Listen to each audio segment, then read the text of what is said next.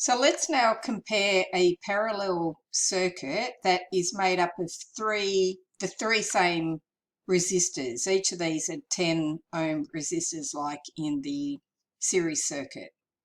The other thing that's the same is we're using the same 9-volt battery. So the only difference is the arrangement of the resistors. They're now in parallel compared to being in series. So we can use the simulation to show that the voltage across any of these components will be the same as the voltage across the power supply. So when I close the circuit, we've got the same 9 volts across the power supply. Now if we test, according to our rule, what should the voltage across any of these resistors be? Okay, there's a 9-volt drop across the first one, a 9-volt drop across the second one, and a 9-volt drop across the third one. Let's refer back to our second rule about the current through the components in parallel circuit. The total current is the sum of the currents that pass through each of the component. Let's take a look. So the total current that passes through the power supply is 2.7 amps. The current that's passing through each of these identical resistors is 0.9 amps. So if you add all those together, you get 2.7. So that's in agreement.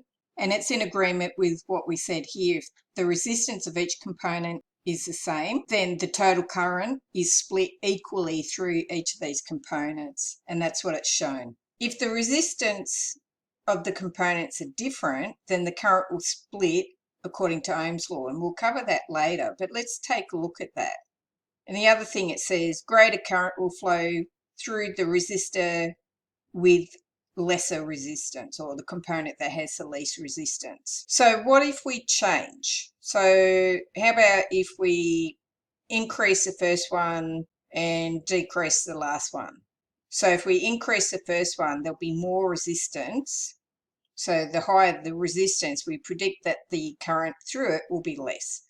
And if we decrease the resistance here, we predict that a decrease in resistance will result in an increase in current that's passing through it. I'll just open up that. So, okay, let's test our thinking.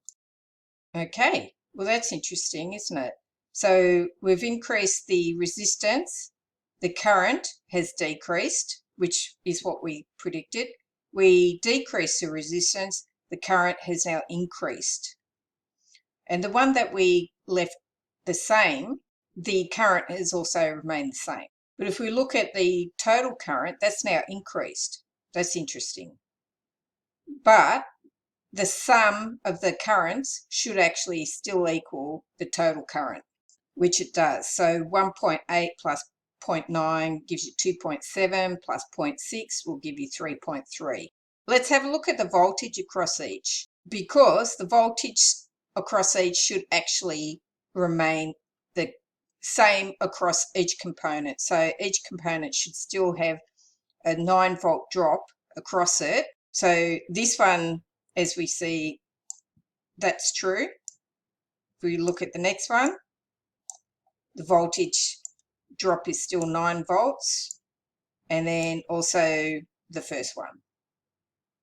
Now we'll take a look at the resistance in parallel circuits, and the formula is shown. So we've got 1 over the total resistance equals 1 over the resistance of the first component plus 1 over the resistance of the second component plus 1 over the resistance of the third component.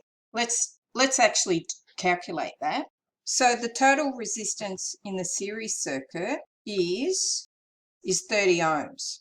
In comparison, and we're not there yet, so 1 over R parallel is 0.3.